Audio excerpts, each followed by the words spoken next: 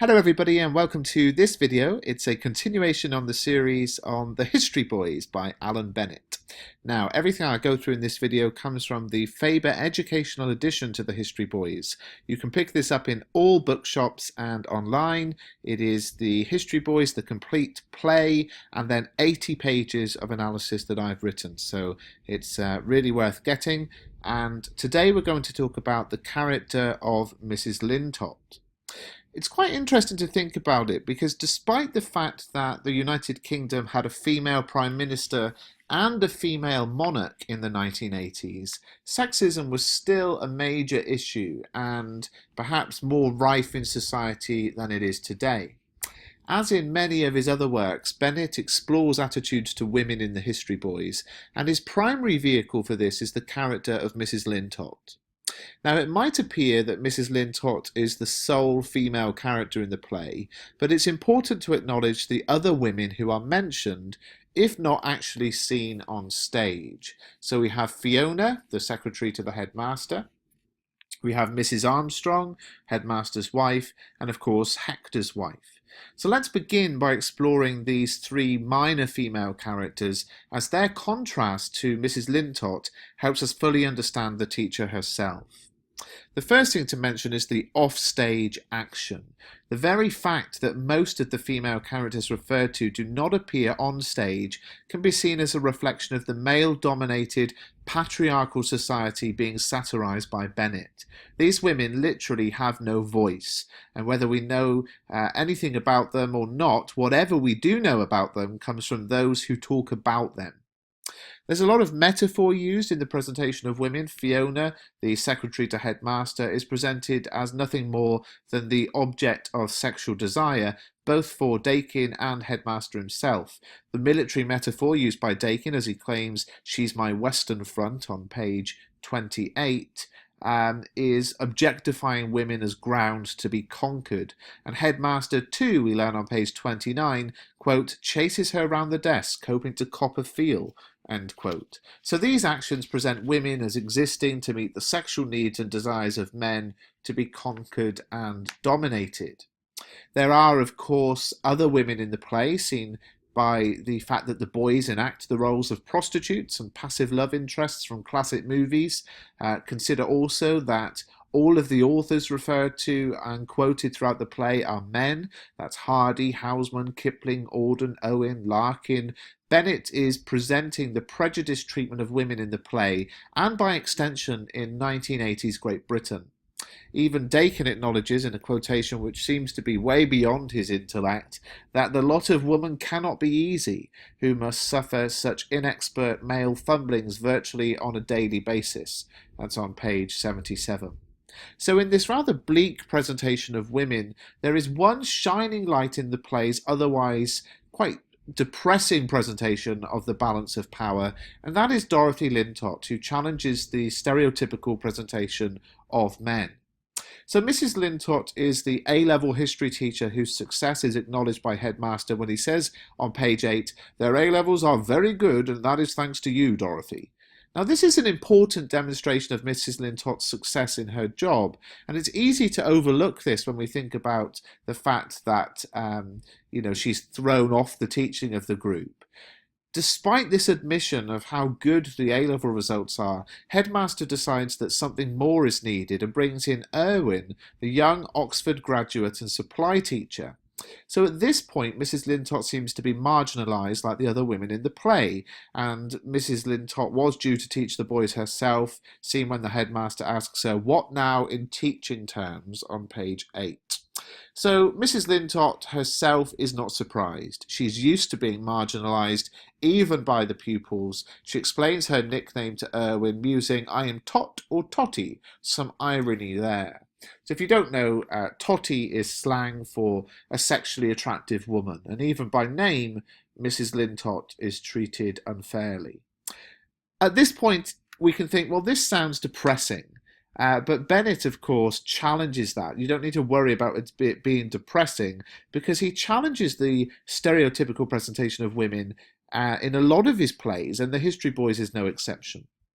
So, to begin, Bennett challenges the stereotypical role of women in literature by giving some of the most shocking and perhaps funniest lines to Mrs. Lintott. So, you're about to witness a very offensive word. So, if you're watching this video, perhaps I won't say it, it will just come up on screen because I know some teachers have a bit of a heart attack when they come up against this word in the text.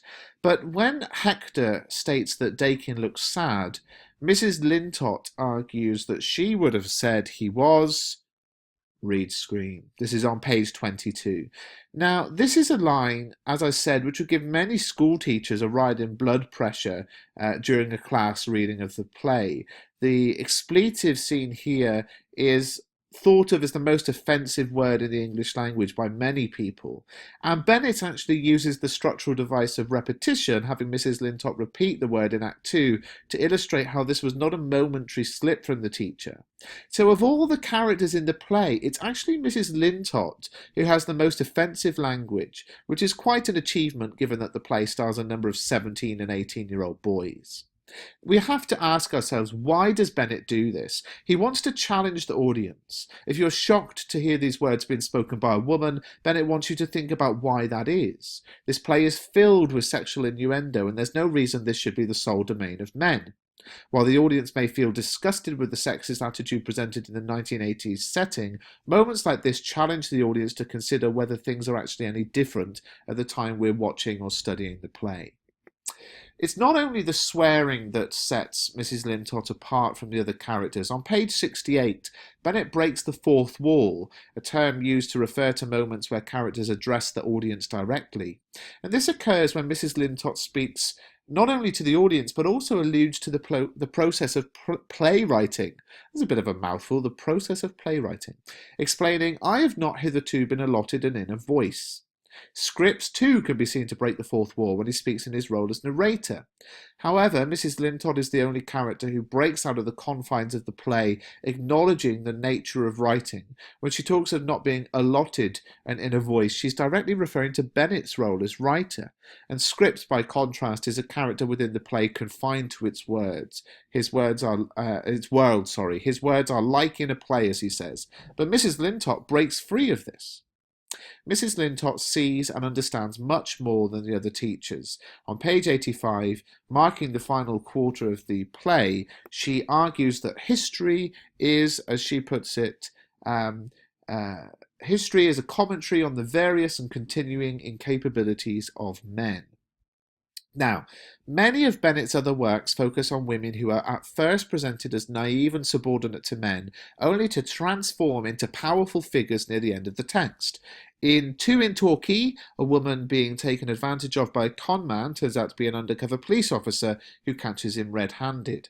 In The Last of the Sun, a retirement home is in disarray after it's been discovered that the residents, Mrs. Walker included, have regularly been groped by a visitor, and the uproar about compensation is suddenly quelled when Mrs. Walker reveals that she actually enjoyed the fondling and wants to see the man who groped her, Mr. Pilling, on a more regular basis. In An Englishman Abroad, Coral seems to be under the spell of Burgess, only to rise up and make it clear she knows exactly how he's trying to take advantage of her.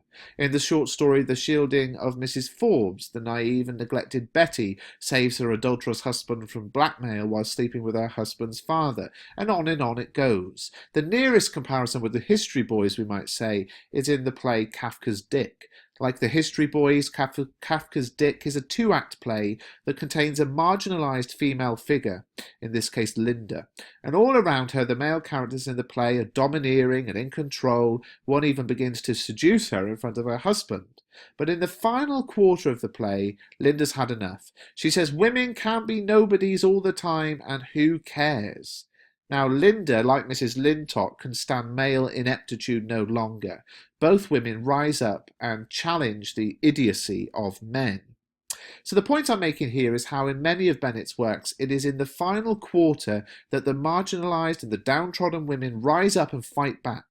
There's also the case in The History Boys where we see exactly the same situation. Mrs. Lintott's powerful speech about the role of women in history is a challenge to the audience. Women have been marginalised and trampled down since the dawn of time, and something needs to be done about it.